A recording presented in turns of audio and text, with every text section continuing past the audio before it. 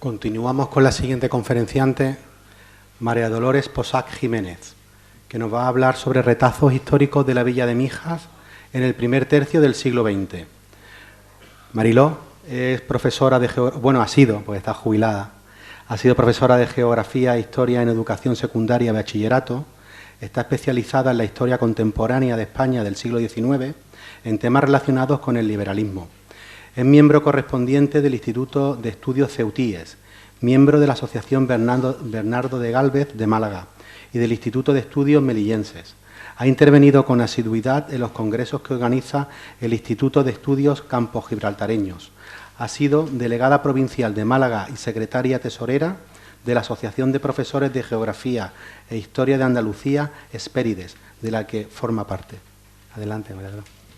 Quiero sumarme también al agradecimiento a Paco Gutiérrez por la labor que ha desempeñado tan magnífica en todos estos años.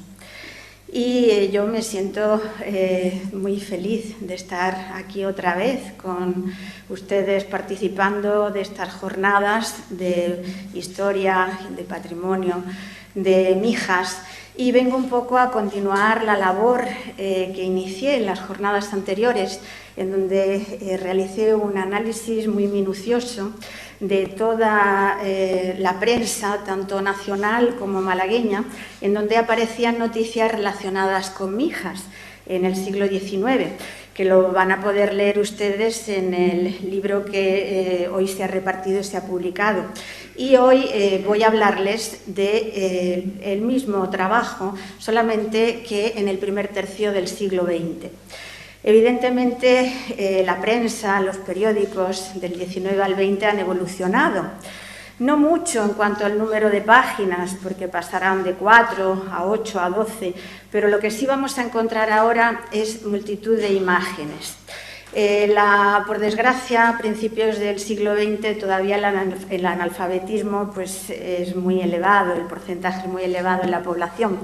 Y una imagen vale más que 1000 palabras, por lo tanto vamos a encontrar en la prensa muchas imágenes de la historia de Mijas. Recordemos que a principios del siglo XX en España reinaba la regente María Cristina de Habsburgo. Había fallecido prematuramente Alfonso XII y en mayo de 1902 subirá al trono Alfonso XIII. En esos momentos, la villa de Mijas tenía una población de 5.631 habitantes, según nos cuenta el anuario de la industria, de la magistratura, del comercio, de la administración, que pasó a denominarse posteriormente Anuario Riera, y que con unas 2.500 páginas nos informaba con toda clase de detalle de todos los pueblos y de todas las ciudades de España. Este Anuario Riera perdurará en el tiempo hasta 1978. Y fíjense, ahí traigo imágenes de los primeros años del siglo XX de Mijas. Pues hay datos muy curiosos. Nos dicen, por ejemplo, que el alumbrado público en Mijas será por petróleo.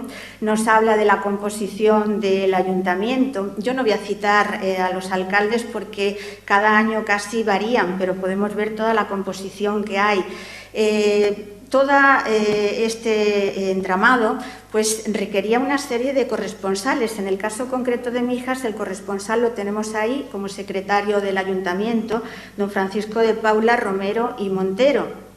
Y también podemos ver pues, en estos años qué cafés había en Mijas, el estanco que pertenecía a Antonio Cortés, la fonda de Manuel Jiménez, el médico, y también al final aparecía una lista de los propietarios más importantes del momento.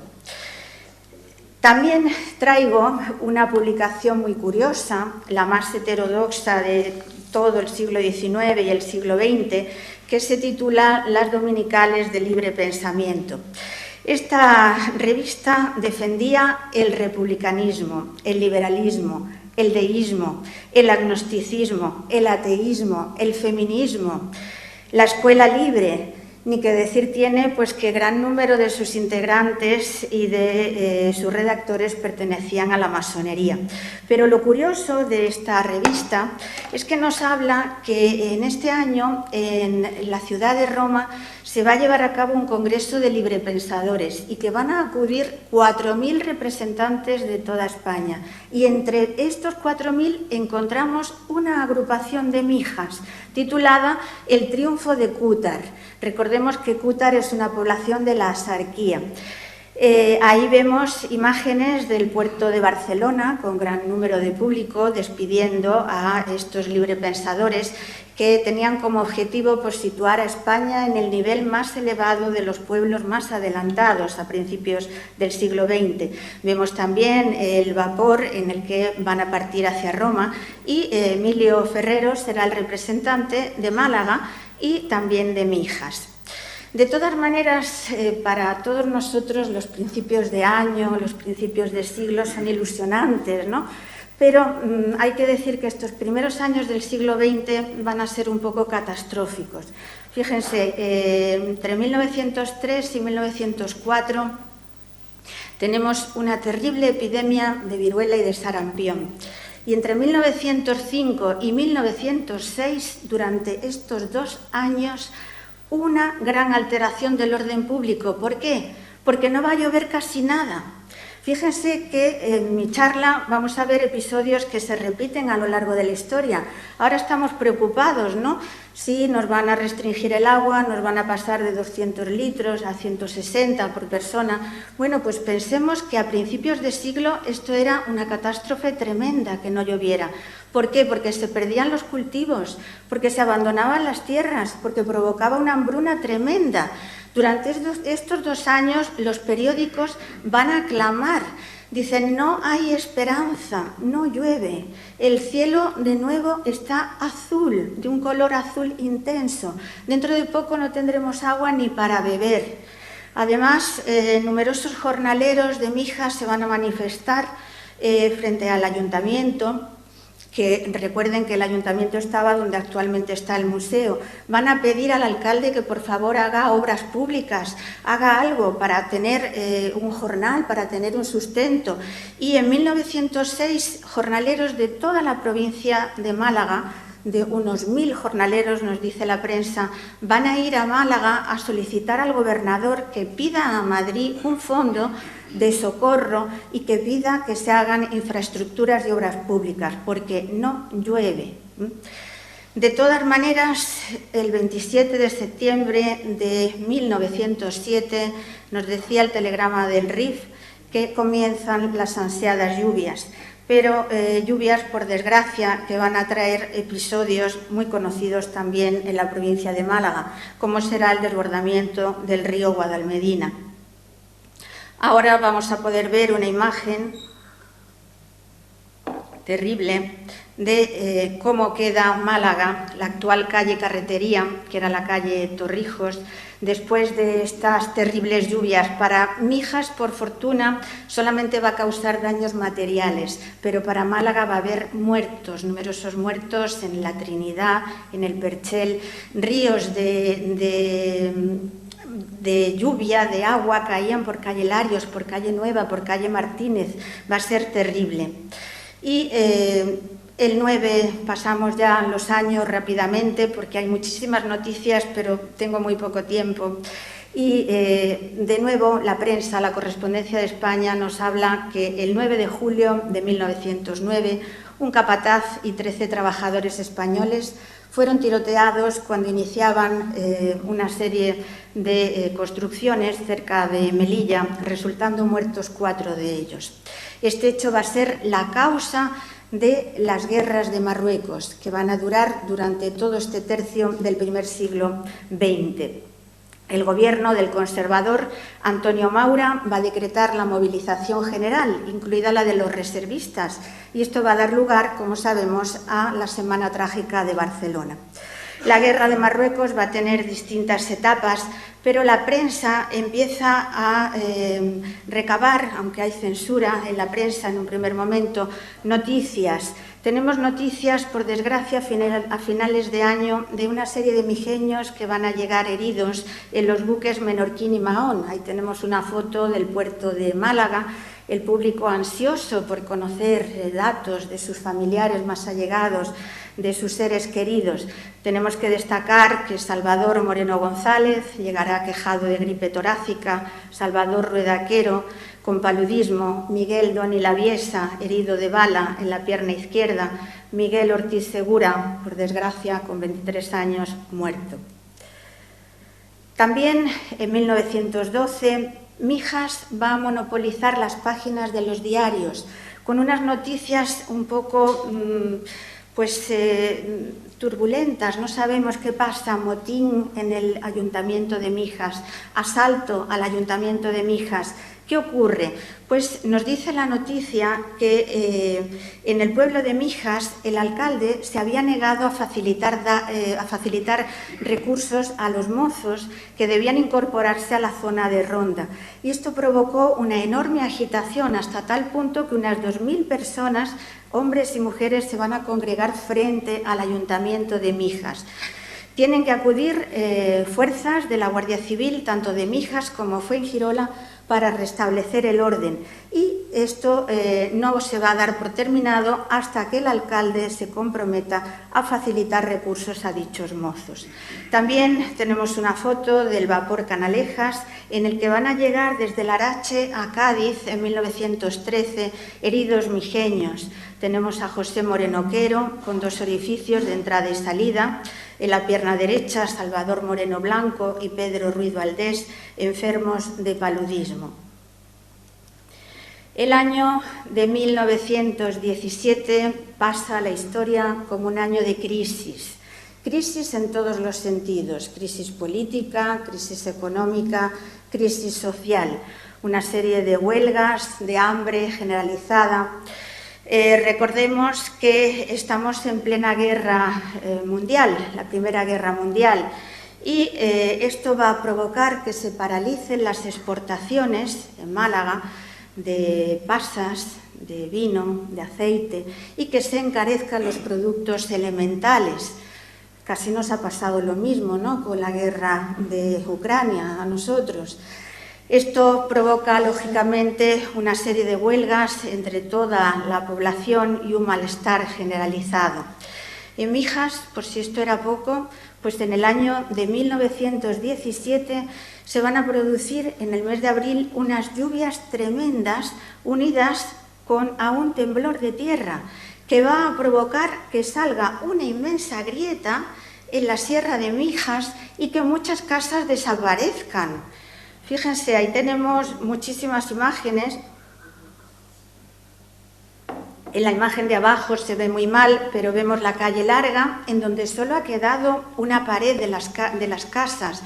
Y también tenemos un grupo de familias afectadas por este seísmo y por este fenómeno meteorológico. Ya digo que hay muchísimas imágenes. Ahí que podemos ver también a 2 personas, parece un niño y una persona adulta, que se han quedado justo en el borde donde se ha producido el derrumbamiento de la Sierra de Mijas. Y como para compensar esta desgracia, en el mismo mes de abril se produce la visita del obispo de Málaga a Mijas. Ahí lo vemos en la fotografía de la derecha, acompañado de las autoridades locales, y luego pues por el pueblo de Mijas, que provoca el regocijo, la ilusión de todos los mijeños que van a acompañar al obispo en esta excursión, en esta visita a Mijas.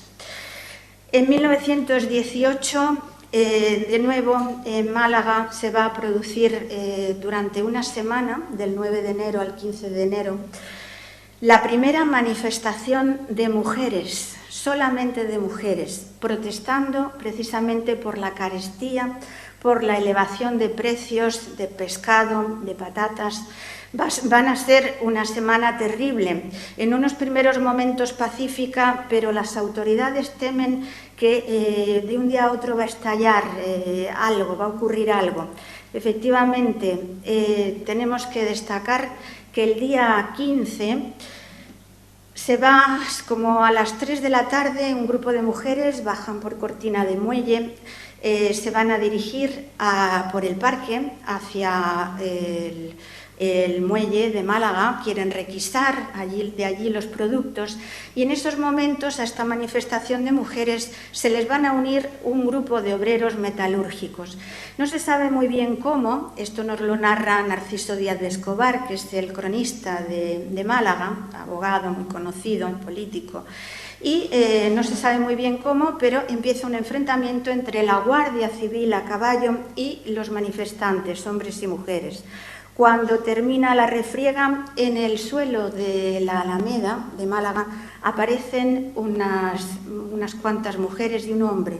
En un primer momento no se sabe muy bien este hombre quién es. Las crónicas nos lo detallan. Se trata de un mixeño, se trata de Salvador Jaime Alarcón. El pobre había ido por primera vez a Málaga en compañía de un primo y de varios vecinos de Mijas. Y ya saben ustedes que a veces el puzzle de la vida pues se juntan las piezas, unas veces a favor, otras veces en contra. Pues el pobre, cuando llegaron a Málaga, el matadero estaba cerrado, entonces habían dejado las reses en el corral de la Pacheca, y como no conocían Málaga, pues se dedicaron durante esas horas pues a transitar por las calles de la ciudad. Les pilló la manifestación y Salvador Jaime corrió en la dirección equivocada, corrió hacia la Alameda, mientras que sus compañeros se quedaron en el parque. Allí encontró la muerte. Nos dice la crónica que tenía 28 años, una niña de 4 años y dejaba una mujer embarazada. También en el mes de octubre del año 18 se desató en España una terrible epidemia de gripe, la gripe española, más de 1.500 muertos. En Mijas, los 3 farmacéuticos del pueblo habían fallecido y nos comentan los periódicos que era tal el pánico que a los enfermos les inducía hasta el suicidio. Esto también nos suena, ¿no? Nos recuerda a la epidemia de COVID que hemos pasado hace poco tiempo. La Inspección de Sanidad se desplazó a Mijas y se practicaron muchas desinfecciones a domicilio, a la vez que por las calles pues había carruajes echando agua, echando desinfectantes para tratar de contener la epidemia. Hemos hablado antes que hay crisis en todos los sentidos. La correspondencia de España nos va a hablar de la crisis política, de lo que sucede. Desde que subió al trono Alfonso XII, se instauró en España el régimen de la Restauración, por instancias de Antonio Cánovas del Castillo. Ideó el turno de partidos, 2 partidos en el poder, uno conservador, que lideraba inicialmente, y otro liberal, se alternarían de manera pacífica para evitar todos los pronunciamientos que había habido en el siglo XIX. Esto en teoría estaba muy bien, pero en la práctica tenía fallos garrafales. Uno de los fallos era el fraude electoral. El partido que convoca a las elecciones será el partido ganador. Fíjense ustedes todo lo que nos dice el candidato liberal por el partido de Coín, que era al que pertenecía Mijas junto con Marbella, Eduardo Ortega y Gasset, periodista. Es hermano del filósofo José Ortega y Gasset. Estas elecciones de junio del 19 serán por sufragio masculino únicamente.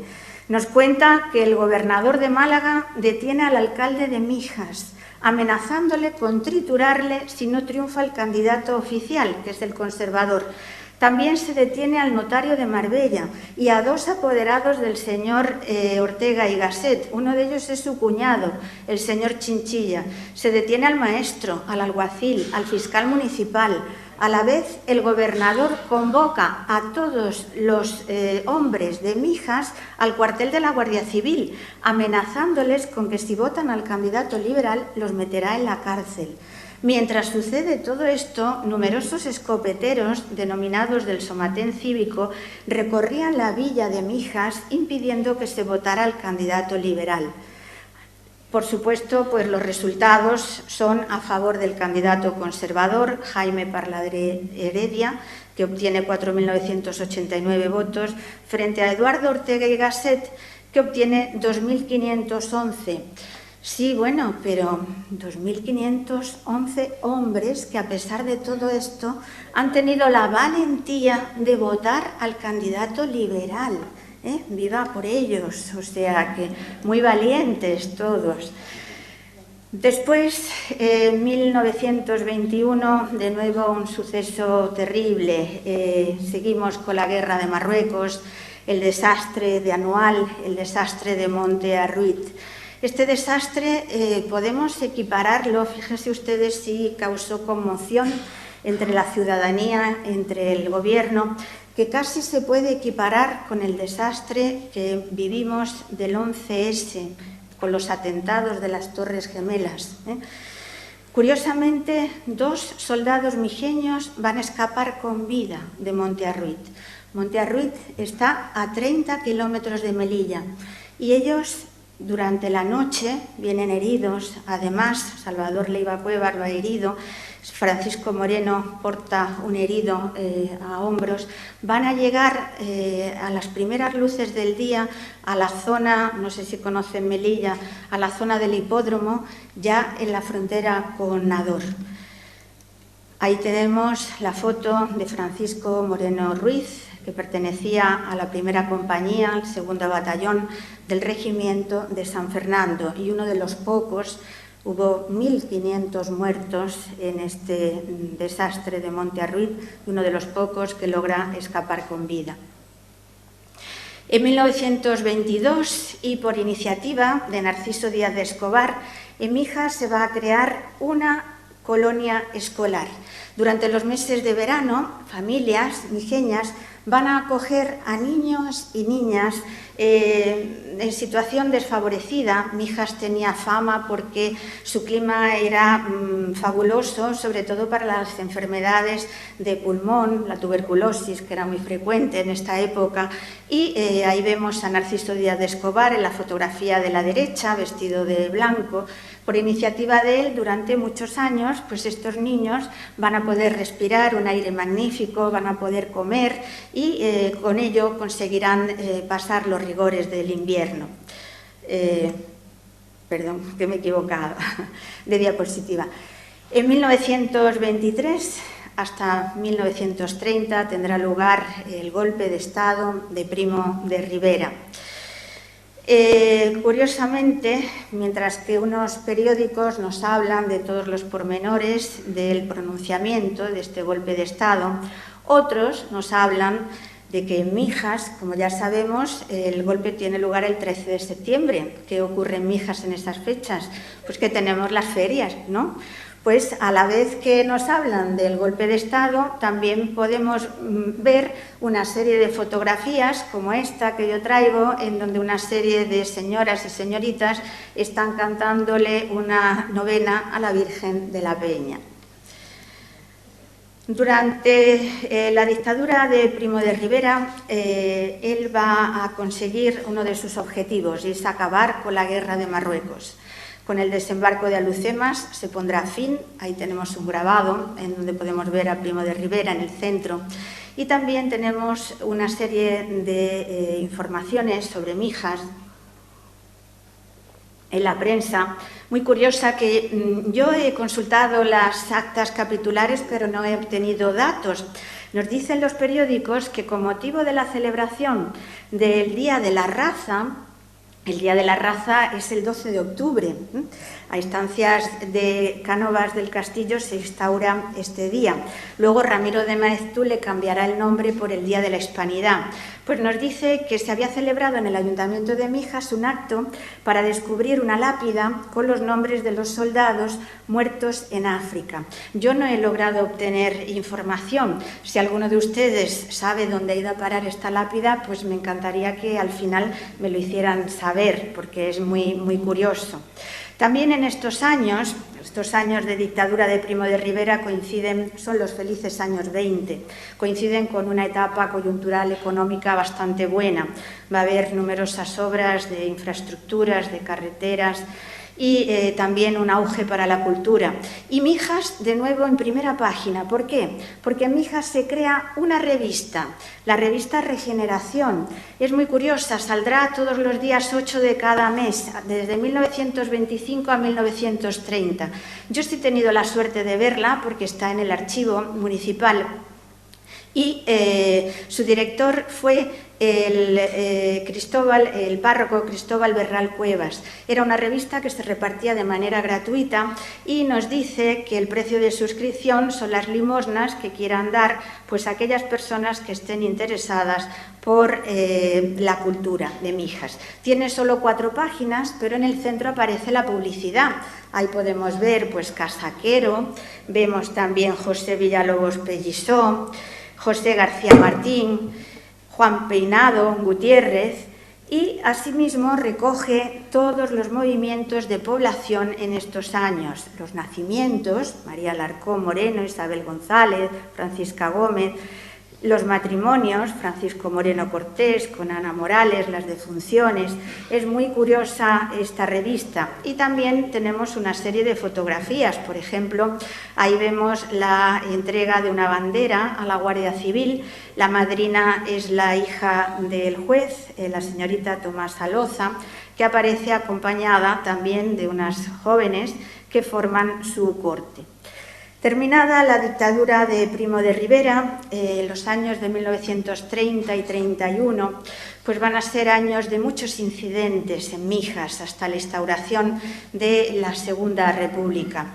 Nos dice la prensa, por ejemplo, que antes tengo que señalar que, bueno, que con la dictadura de Primo de Rivera desaparecen los 2 partidos y solamente habrá un partido, el de la Unión Patriótica.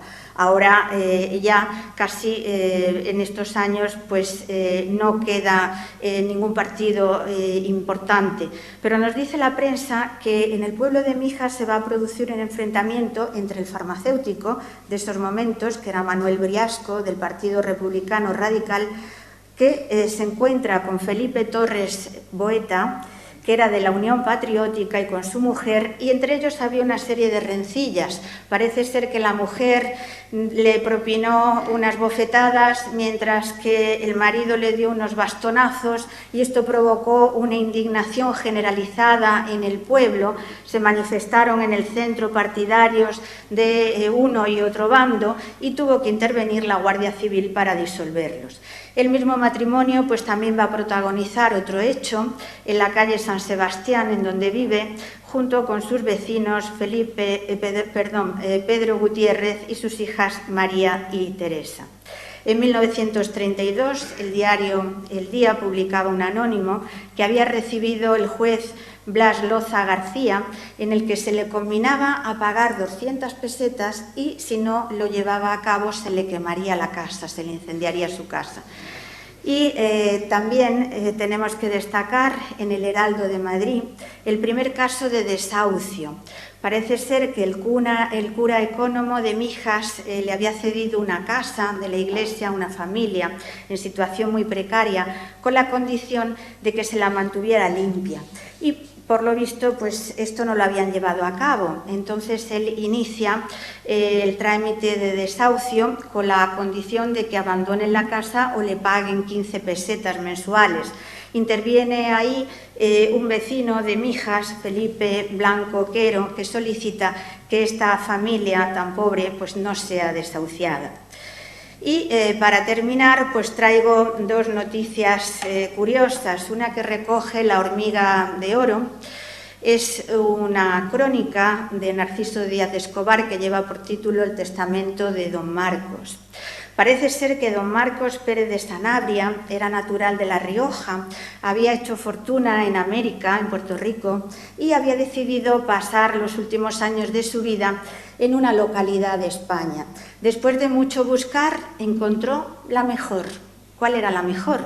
Pues Mijas, evidentemente, a la que él denomina la Palomita de Málaga.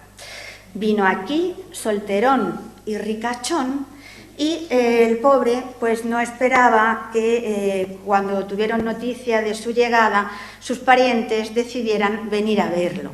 Primero llegaron unas sobrinitas a ver si conseguían casarse con él, luego llegaron unas cuñadas, unas vecinas, total que para el pobre eso era la guerra de Troya. Un día estaba aireándose por una zona de aquí de Mijas, rica en manantiales, conocida como Las Pavitas, y decidió subir hacia arriba porque tenía intención de visitar una cantera que quería comprar. Entonces el pobre, como ya estaba un poco torpón, pues en el ascenso resbaló y cayó. Ante la noticia de su fallecimiento acudieron presurosos todos sus parientes y el notario de Marbella llegó para leer el testamento. Ya saben ustedes que los protocolos notariales, pues en la última hoja es donde viene lo que realmente queremos saber, ¿no? Y todos decían, no, pase las hojas, a ver qué nos ha dejado, a ver qué es lo que podemos heredar. ¿Cuál fue su sorpresa? Que cuando llegó al final el notario, a la única que le dejó toda su herencia fue a la única sobrina que no le había molestado en todo este tiempo. Era su sobrina María Jesús, hija de un hermano, y a ella le dejó todo. Y terminaba la crónica con una frase muy conocida por todos, que es: parientes y trastos viejos, pocos y lejos, ¿eh? Y tenemos ahí, por último, una fotografía del periódico El As, en donde podemos ver al Club Deportivo Mijas, convertido ni más ni menos que en campeón de la Liga de Marbella.